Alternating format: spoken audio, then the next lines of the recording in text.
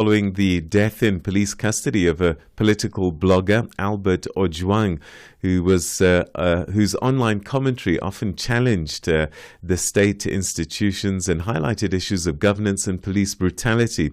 Well, his death has sparked a public outcry and violent protests in parts of Nairobi, with demonstrators setting vehicles alight and clashing with security forces. A police constable has reportedly been arrested in connection with Ojwang's death, raising fresh concerns about accountability within Kenya's law enforcement agencies. Well, for the latest, we're now joined by our correspondent in Nairobi, Alex Kiarrie. Alex, thanks very much indeed for joining us. Thank you very much, Peter. Good morning, everyone. So, can you confirm whether a police officer has indeed been arrested in connection with Albert Ojwang's death, and what evidence has reportedly linked him to the case? This information was contained in a social media report that was sent by the police yesterday evening, quite late, around 10 p.m. local time. And it linked a police constable by the name James Mukhwana, who was attached to the central police station where Ojwang allegedly was killed. And it says that he was the one responsible, or rather the main suspect behind the killing of the blogger. But they have not released more information about rather linking him to that act, although many of the social media users and activists claim that this constable could just be a sacrificial lamb to in the whole saga, because they claim that the person who should be of interest in this issue should be the Deputy Inspector General of Police, whose name is Eliud Lagat. Peter.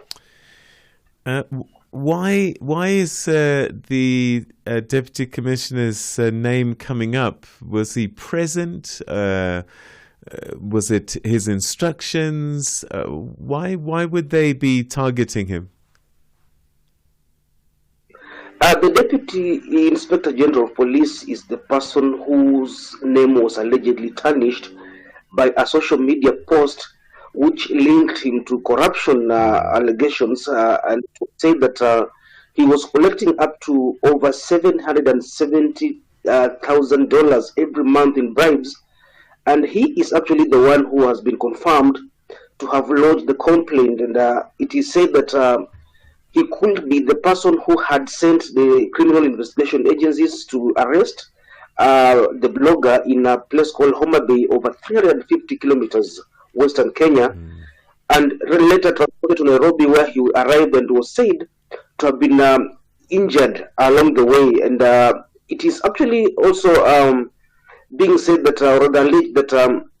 the officers who were interdicted recently over the killing of Ojwang could actually have been innocent, and the Central Police station head says that he actually received an injured Ojwang, and he has been actually posting on social media indicating that he will not be willing to go down alone, since he, as he says, is innocent.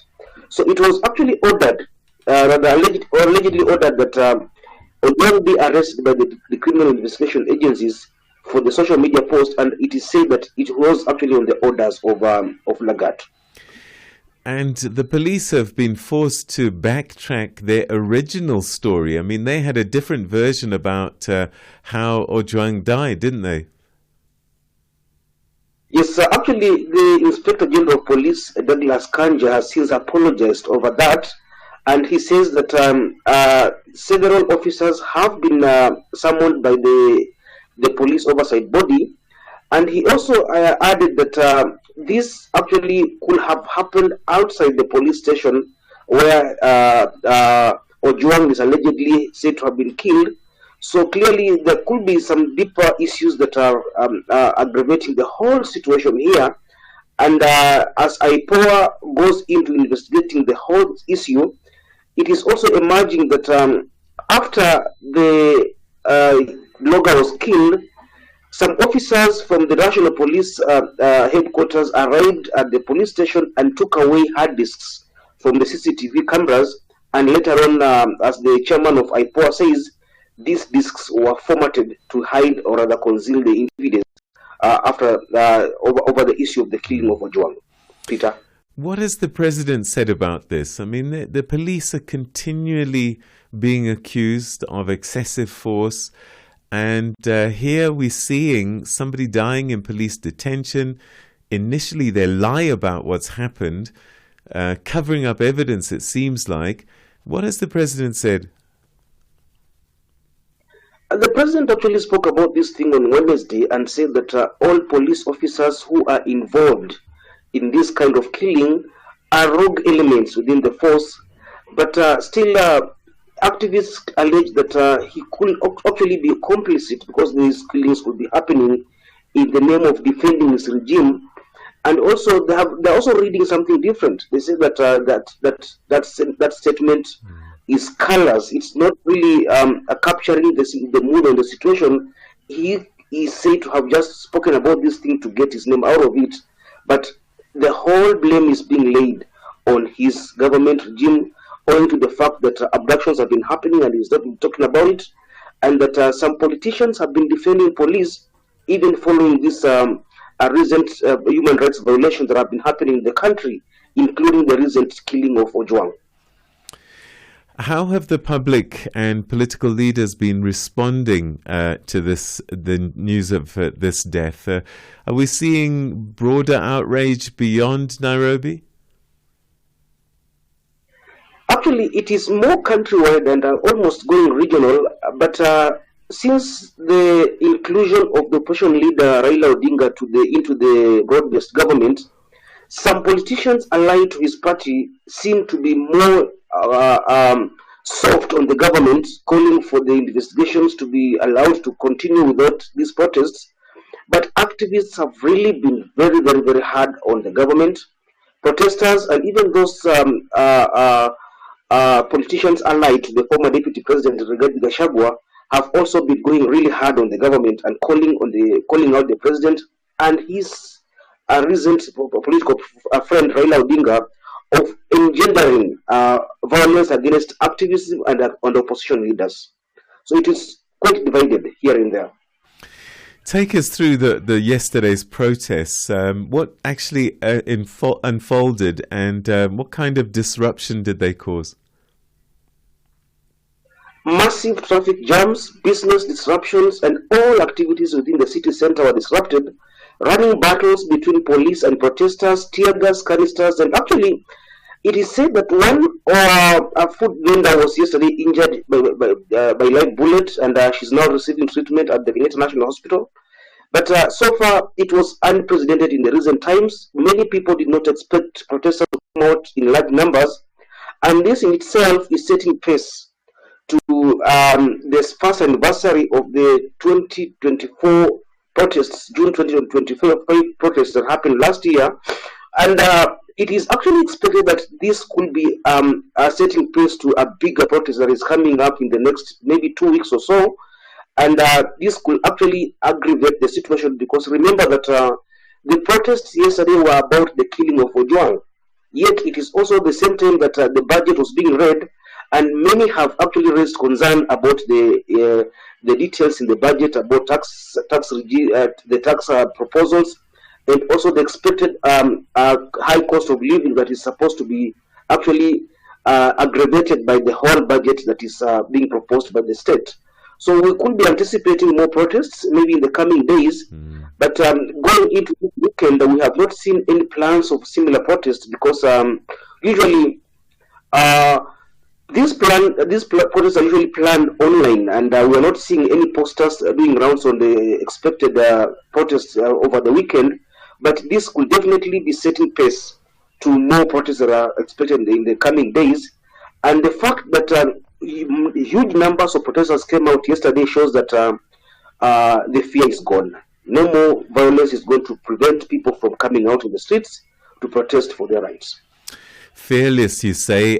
We heard reports that vehicles were being torched and police firing tear gas. Was anybody arrested in the process by the police?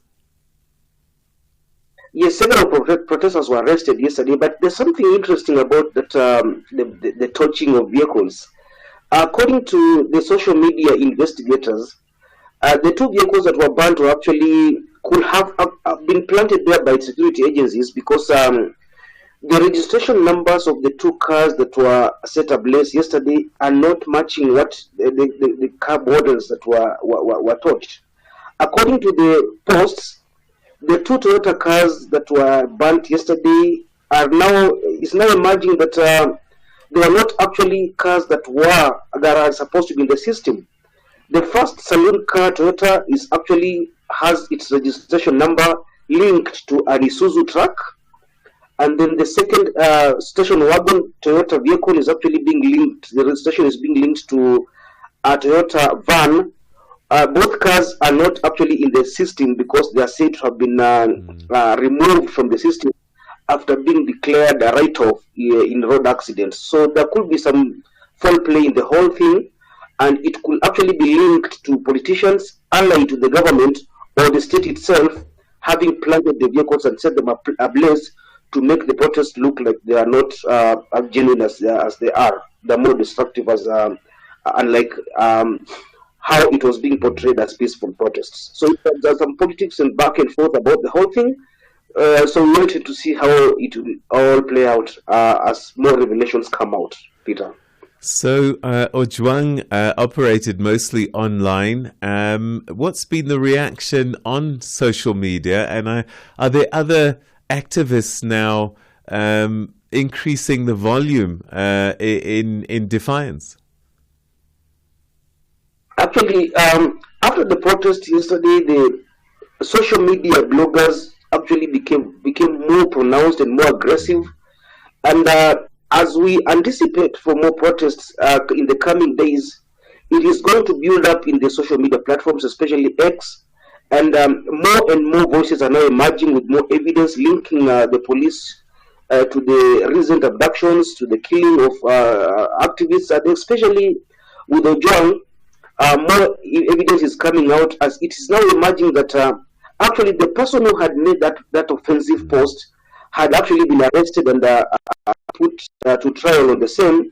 But now it clearly seems that the police are doing what they are not supposed to say. Remember that, as I said earlier, social media posts and all matters to do with defamation are not handled by criminal justice agencies, but they're supposed to be handled by the civil courts. And like now, we're seeing now police getting more and more involved in arresting people who are said to be posting offensive posts. But now, this, as it is under the law of Kenya, when one is offended or feel defamed by any social media post, they're supposed to go to the courts and lodge complaints and compel the posters or the writers or the journalists or the people behind these posts to either give evidence or be fined. But now, when the police are involved, then clearly it shows that there could be some issues that are not being handled as they are supposed to be legally. So the protests online are surging, and this is what now is going to be used to build up for more protests to come in the coming days, mostly around 13 or 14 days to come. Alex, we're going to have to leave it there, but thanks so much indeed for that update.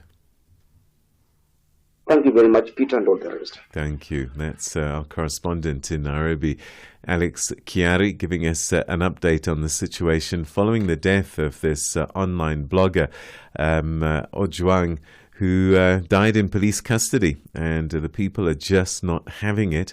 And there have been protests, and it looks like this might end up being mixed with the response to the Kenyan budget. We'll be watching developments in Kenya for you. It's time now for your news headlines. Here's Nolutando Butales.